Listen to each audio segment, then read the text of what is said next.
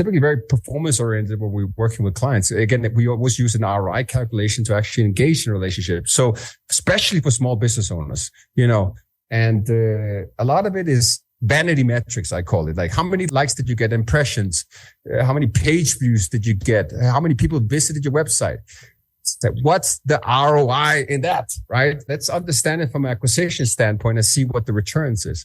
The only way to do that is by installing tracking, having strong integration between sales, marketing, and finance, and then having monthly reports that look at it and optimize it accordingly.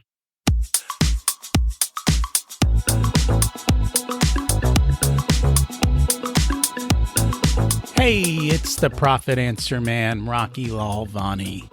If you're new to the podcast, check out my interview with Mike Michalowicz. It's episode number 2. If you want to hear about each chapter in the Profit First book, go back and listen to episodes 3 through 13.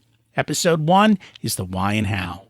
On the Profit Answer Man, we learn money mastery without all the complicated accounting mumbo-jumbo, using a simple system. Your accountant is busy documenting your transactions and creating a rearview mirror of what happened. My guess is you don't even look at the reports they sent you. If you're like most business owners, you struggle with this. And it's not your fault. We aren't taught money in school, and accountants aren't taught how to be profitable. The Profit First system created by Mike Michalowicz works, and he certified me to help you implement the system in your business. Remember, the new equation is sales minus profit equals expenses. Let's face it, without cash flow, you can't pay your employees, buy needed materials, or pay your mortgage and support your family. I help you to do that and more, so you can focus on the parts of the business you love and receive the rewards for your labor and investment into your business. The stronger you are as a business owner, the more jobs you create, the better we are as a country. Small business owners are the backbone of America, and for that, you deserve to be well rewarded. Just remember, more revenue does not equal more profit. That's why we focus on the bottom line. Every month in 2023, we're going to do a live Q&A call for you listeners to get all of your Profit First questions answered, along with anything you might have heard on the podcast or you want to discuss about your business. They will be on the second Thursday of every month at 1 p.m. Eastern. There is a link in the show notes to register on Eventbrite. Come chat with me live. Too often, we run out of money before we get good market traction, and it's a twofold problem. One is wasted marketing dollars, or a lack of a sales plan on how to acquire and grow clients. Another aha for many business owners is they are the best salesperson in their business, and too often they try to delegate that before building out a good sales system and framework. We're going to chat about that and more with an expert in these areas today. Gary Garth is founder and CEO of Elevate.io, Great Dane Ventures, and the Accelerator Platform IO. He's author of the book, The 0 to 100 Million Sales Blueprint, and The Goals and Grit Greatness Planner. He also leverages his resources as a sales leader and an angel investor, helping high-potential startups go to market, scale, and become profitable via 360-degree sales and marketing support, incubator programs, advisory services, and proprietary technology engineered with the purpose of empowering entrepreneurs. He's been featured in Forbes, Success, and many other prominent publications. He's also a serial entrepreneur since 2002, and he's successfully exited 6 different companies. Let's meet Gary and learn from him. Welcome to the Profit Answer Man, Gary Garth. It's great to have you join us today. Thank you so much for having me, Rocky. I've been looking forward to this conversation. And I really love your bookshelf there. I see that I'm in great company, so I appreciate that as well. You are most welcome. Can you share a little bit about yourself and your business? Most certainly. So I am originally from Denmark, Europe, if that's not revealed by the accent.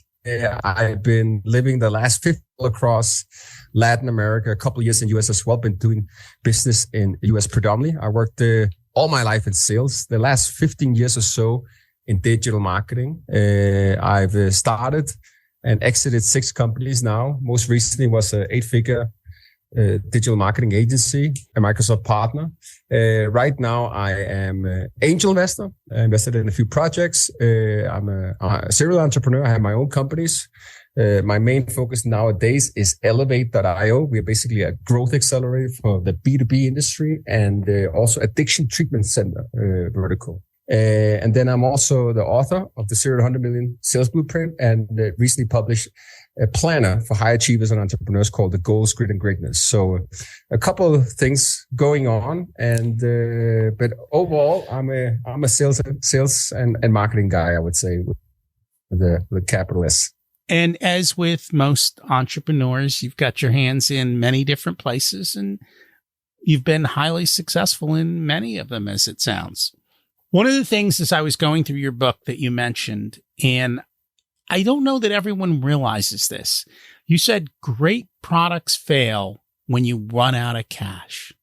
Yes. Isn't that true? I mean, there's so many books and articles on that topic about sometimes first movers don't necessarily gain the traction. Maybe it's not necessarily the right timing, but universally, as I always say, I'd rather have a fulfillment problem than a sales problem. Because if you got revenue, if you got healthy cash flow, you could buy yourself out of most problems. Would you agree?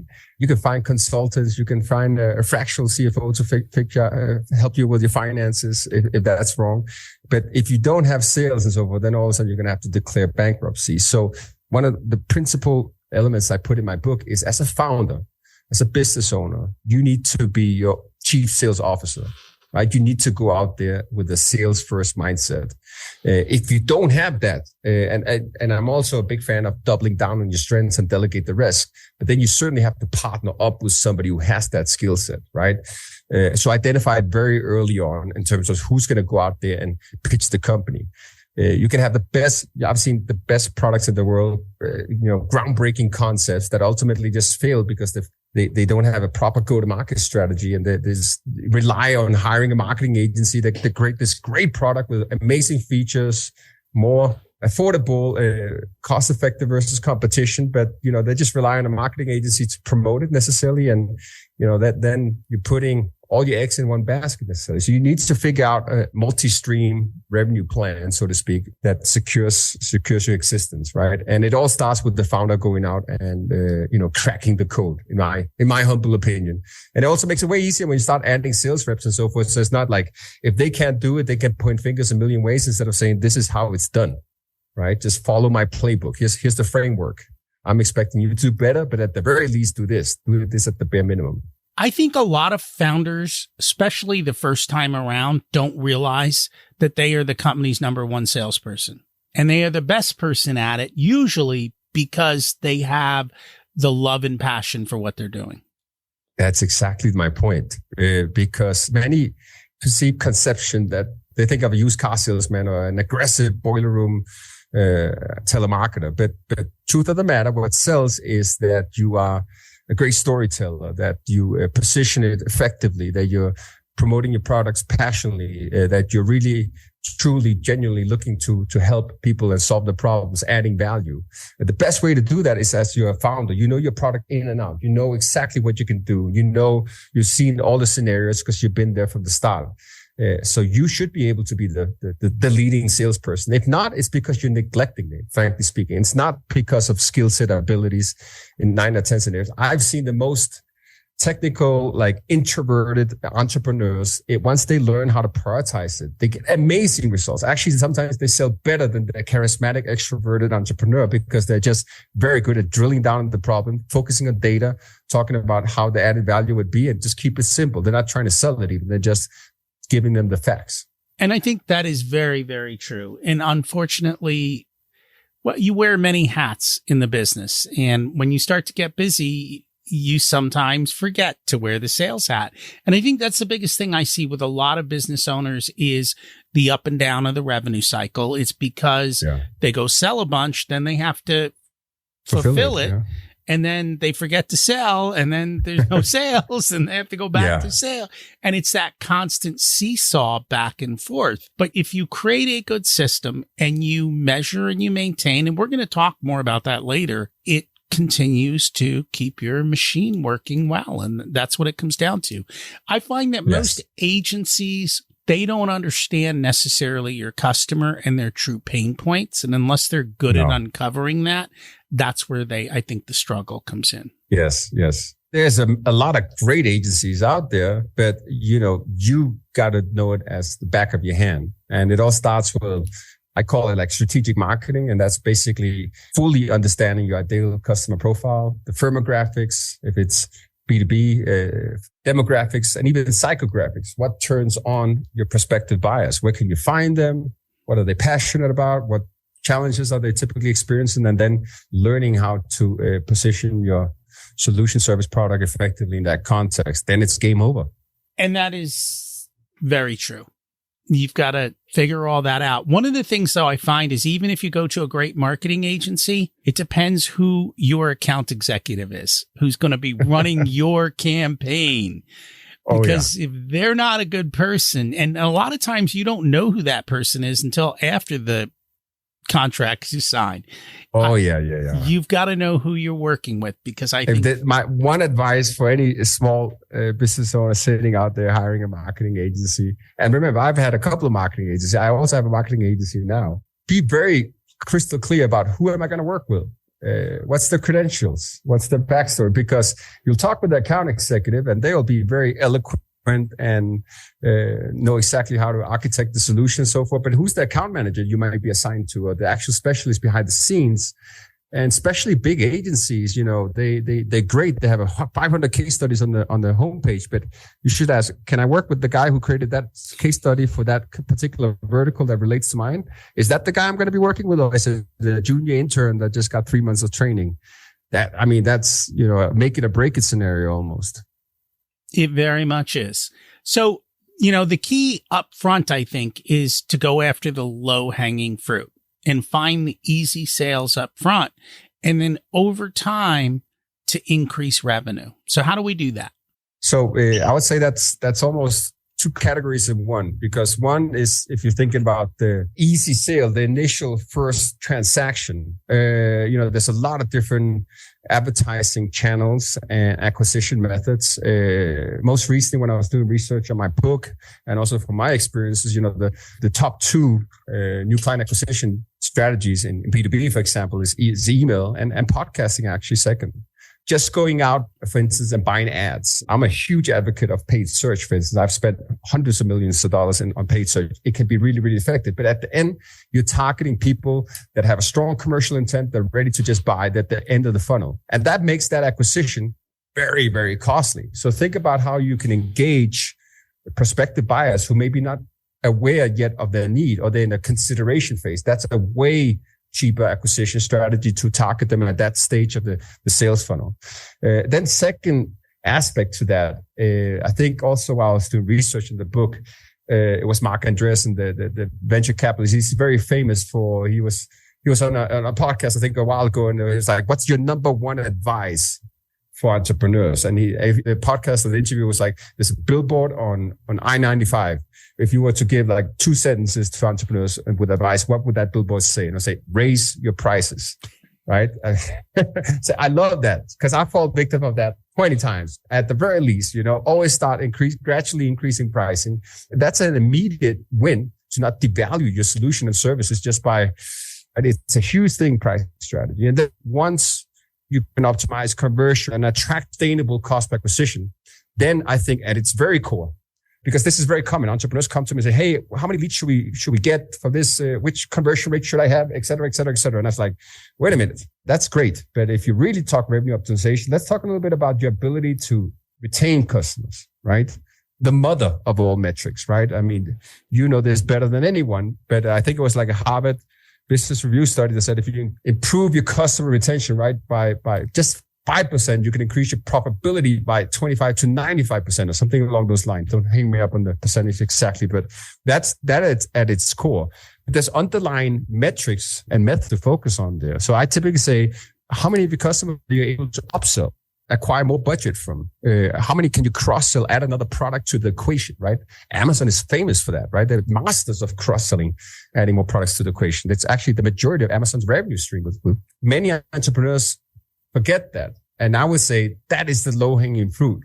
Because remember, if we're talking about customer retention, I always tell my account executives, account managers, listen, if your client is silent, that's a red flag, right? If you don't have a plan for the next 3 to 6 months, and if they're not growing your account, then that's a red flag. They could potentially churn, cancel with us.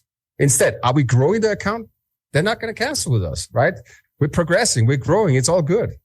Unless they run out of cash, of course, but you get what I'm saying. Growth is a phenomenal metric to measure, and it's very, very profitable because you don't have that initial cost per acquisition.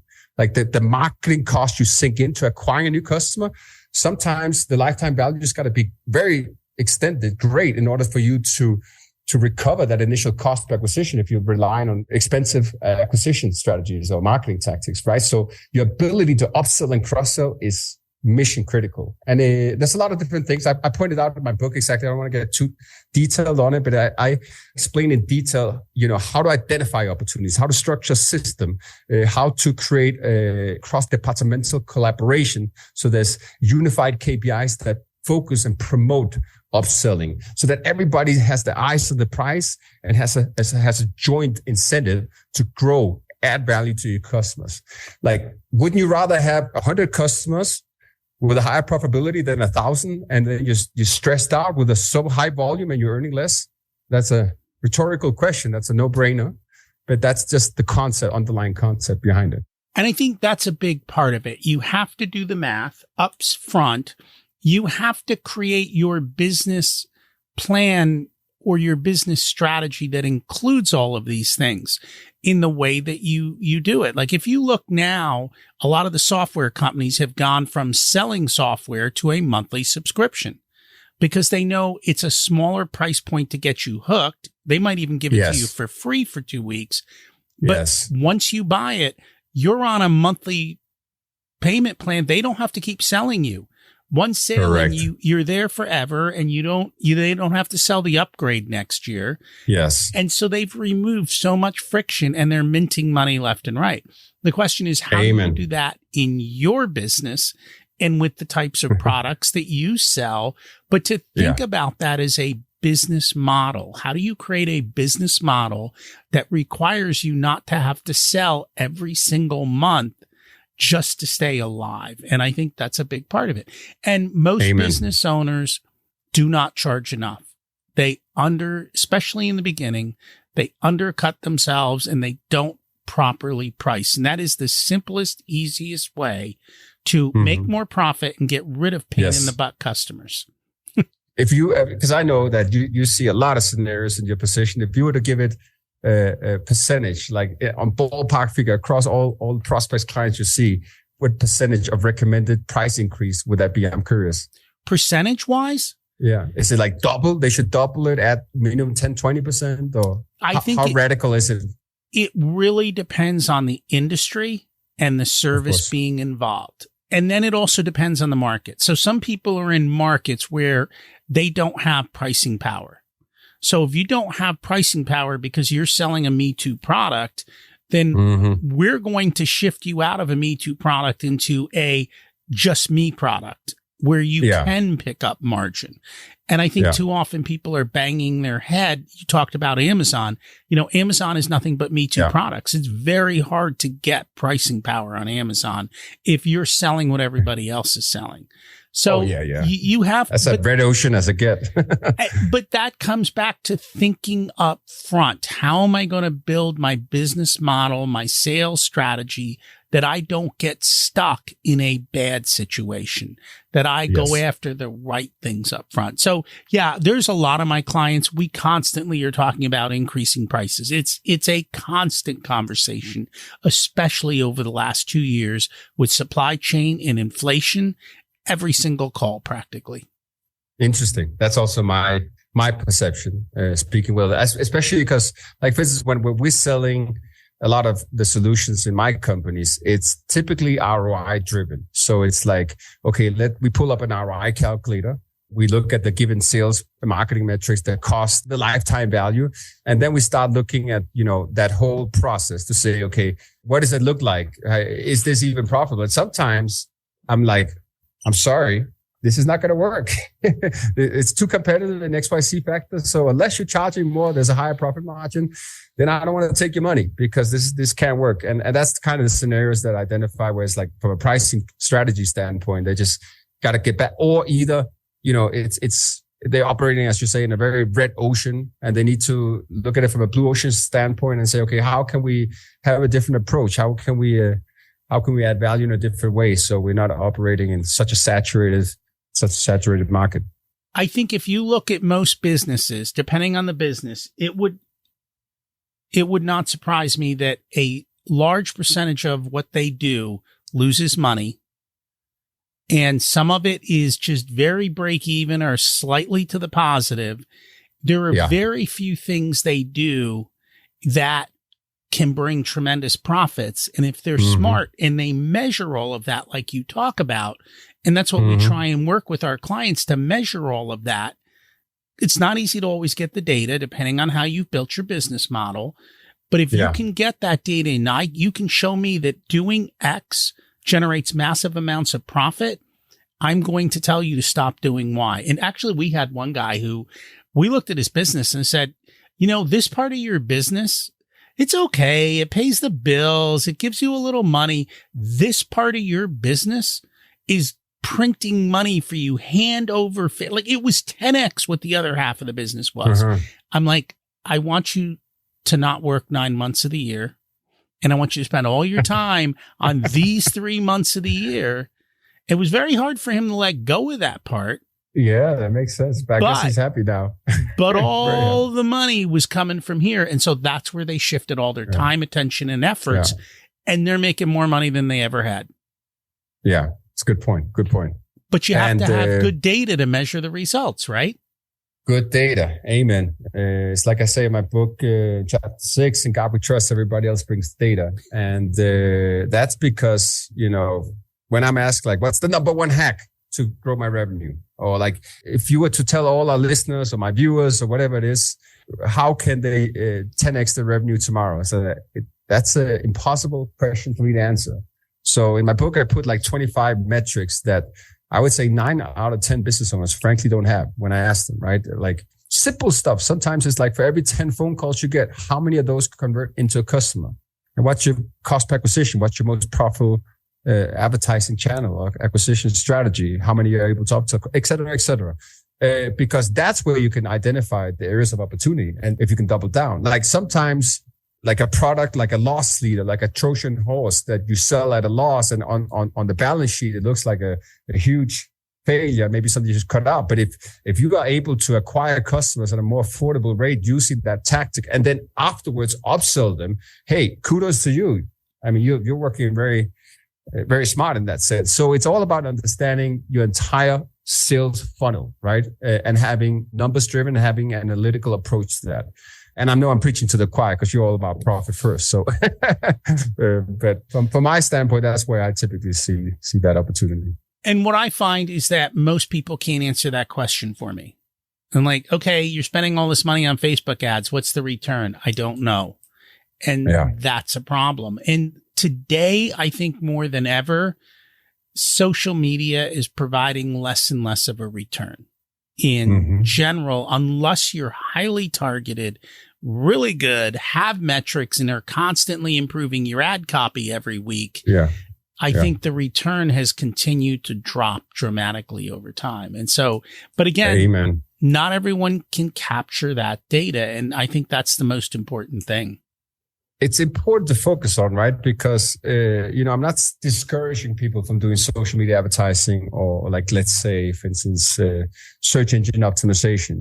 I run a marketing agency as well, but I'm also very realistic and typically very performance oriented when we're working with clients. Again, we always use an ROI calculation to actually engage in a relationship. So especially for small business owners, they are dialed like every day with from 2-3 marketing agencies, somebody trying to sell them Google this, Google that, or whatever. And a lot of it is vanity metrics, I call it. Like, how many likes did you get, impressions? How many page views did you get? How many people visited your website? What's the ROI in that, right? Let's understand it from an acquisition standpoint and see what the returns is. The only way to do that is by installing tracking, having a feedback loop, having strong integration between sales, marketing, and finance, and then having monthly reports that look at it and optimize it accordingly. So most people don't have that strong integration in the small business.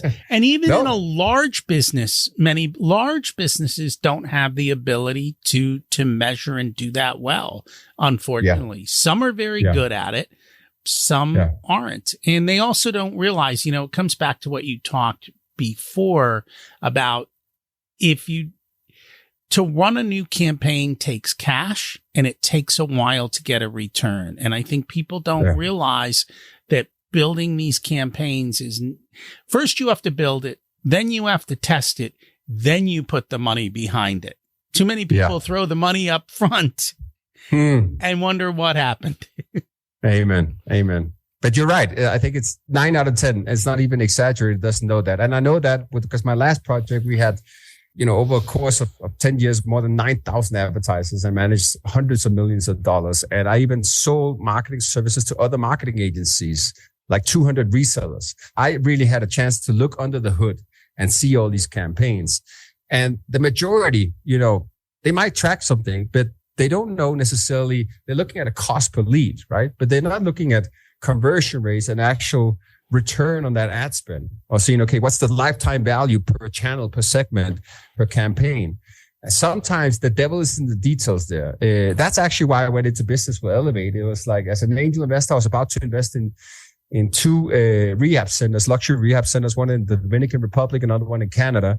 Part of hiring marketing agency, I was involved in that due diligence process of, they say, I know a thing or two about marketing. Let me be part of that process. And I was asking all these, hard questions, but the right questions. I was like, I'm not investing in any of this because I don't know how we're going to fill our bets and do it at a sustainable rate by having all these strategies where there's no guarantees, there's no promises, and we can only talk about you getting exposure and bringing awareness, building your brand and capturing market share. I was like, okay, but how am I going to pay the bills with that? So that's why for me, any business, and that's like the core of the solution at Elevate, is that we focus lead generation, right? Let's make sure the phone is ringing off the hook and contact forms are submitted, etc. Let's make sure you have the systems and processes in place, because if those leads fall through the cracks, you're done, right? Then your cost per acquisition is going to skyrocket. And then the last element is what I call sales enablement, because you can have great marketing and great systems in place, but if your sales reps do not have the right processes, and they're discounting right and left, or they're not upselling appropriately, setting the right expectations, again, you're going to experience churn. So you can't really, there's no silver bullet. You got to have all elements added to the equation.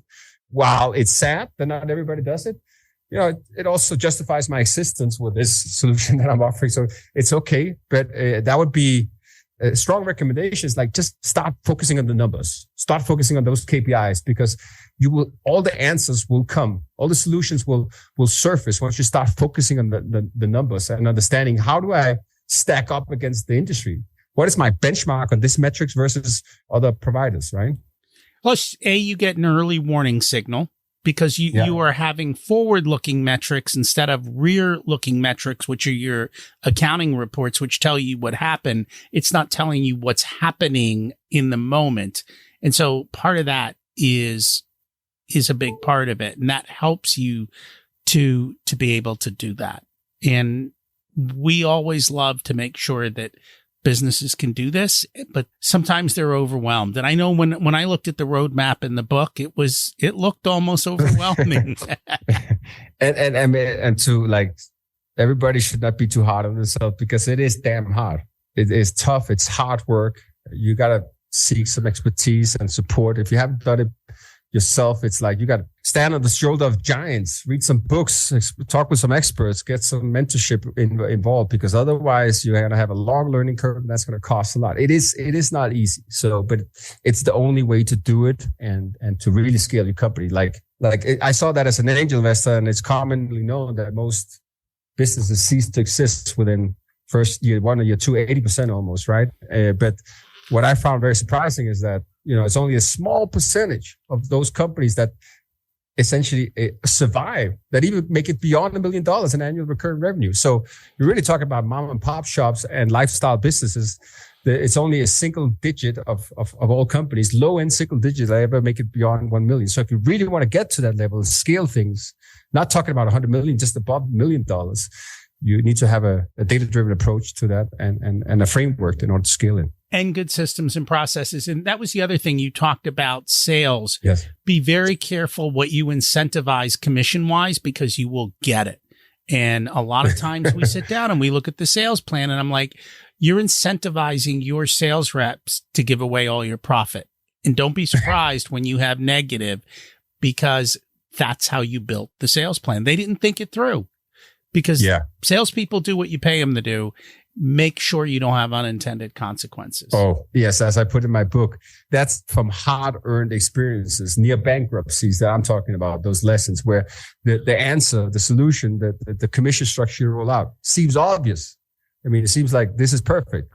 And then once you do analysis or your CFO takes a look at it, you're like, hey, wait a minute here. Or you, again, incentivizing the wrong behaviors. Like in the scenario in the book where you have a acquisition department and your retention department. The retention is incentivized on customer churn and cancellations. They're basically looking at, like, I'm a heart surgeon and I'm looking at the assessing the client that coming in. Is there a high failure rate? How healthy are they? What's the age, etc. The sales is less looking at it with the glass half full kind of optimism. Like, whatever, just bring them on board. Let's throw it up against the wall and hope it sticks, kind of, right? So important to align those commission elements. That it is. A lot of what we talk about, it's not that hard, but it can be complicated. But once you know how to do it, it gets to be pretty easy. And you have an offer for us to help people make it a little bit easier? Yes, I certainly do. Thank you for bringing that up. And I would love to help every single entrepreneur tuning into this show pick up a copy of my book, 420 pages of golden nuggets endorsed by the head of sales at Google, Microsoft, and Amazon, and a lot of other smart folks that I had the privilege of working with. I guarantee that if you just apply one concept in the book, you will get a strong return and you will be able to scale your business. So if you go to my website, GaryGarth.com, that's GaryGarth.com. I guess it's going to be the show notes as well. You go to the book page under the transaction, you apply the coupon Profit Answer, all in one, all small, the name of the show, Profit Answer, without the man, admittedly, and you will get discounted the price from $30 to $0. So it's a great offer. I encourage everybody to pick up a copy. I would love feedback from anybody who gets a chance to sink the teeth into it. And we'll put that in the show notes. I got a copy of this book for the interview, and I read it. It's pretty informative, and it lays out what you need to do. It's in depth, and since it's free, grab a copy. He really has the frameworks down. And even if you don't want to do this, you know the questions to ask and the conversation you can have with the people you can delegate this to. Don't forget, you may also need to raise your prices. These are the types of conversations we have with our clients, and we help them create these metrics and dashboards and figure out next steps so they can see how they're doing and to measure their success. Once we know where the problem is and how to fix it, we do this without throwing more money at it, because you don't need more resources. You need to be more resourceful. Remember to focus on the bottom line. If you'd like for us to be a part of your profitability journey, we have different programs available ranging from do-it-yourself to one-on-one coaching. Our course, The Profit Blueprint, teaches you everything you need to know to transform your profitability. There are 3 different tiers ranging from DIY to done with you so that businesses of all sizes can get the support that's best. Join the waitlist in the show notes to get more information and be a part of the next cohort. If you want a done-for-you service, you can hire us as your Chief Profitability Officers. We only work with a handful of clients, so they all get our full attention. We work with business owners who have or are growing to $500,000 to $10 million in revenue. You can use the scheduling link in the show notes to get on our calendar for a good fit conversation to see if we're the right people to support you and how we can help you. This episode of the Profit Answer Man podcast is brought to you by SMBpodcastnetwork.com. The network is a collection of podcasts and shows from around the internet which focus on bringing you interviews with amazing guests who share actionable advice, ideas, and information for small and medium-sized business owners and entrepreneurs. Visit www.smbpodcastnetwork.com to find more great shows and easily subscribe to be notified of new episodes. It's a great way to discover quality content.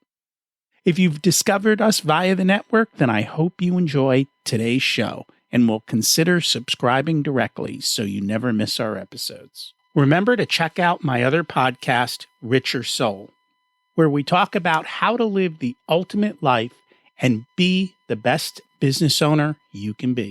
As we close out, let's repeat the mantra. Revenue is vanity, profit is sanity, and cash is king. Have an abundant and profitable week.